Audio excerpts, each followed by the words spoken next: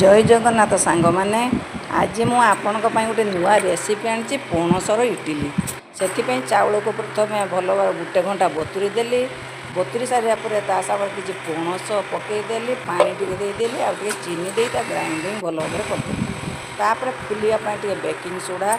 से पकईदे लुण पकईदे भल भाव फेंटीदेली गोटे घंटा पर से भल भाव फुलीगला तापर टे नड़िया देदेली नड़िया दे आगे भल भाव घाटीदेली आमर इटिली फरमाई देखुं से भल भाव तेल लगेदेली ना तेल भल न लगे से भल पिठा उठबनी तापर नड़िया ऊपर पकईदेली इटिली फर्मार पानी देदेली तापर सब थाक मारिकी ता भीतर बसईदेली प्राय 20 मिनिट पर 20-25 मिनिट पर ए पिठा आमर रेडी होमी जानवे पिठाटा रेडी है बोली ना गोटे काठी हो चामच हो फोड़े देखिए जदि चामच देवर किसी लगुना पिठा ताले जानवे आमर पिठा पूरा रेडी हो गला तापर मुझे उल्ले आनी ठंडा करने गुटे गुटे से छांच को कौन कला ना संडुआसी धरिकी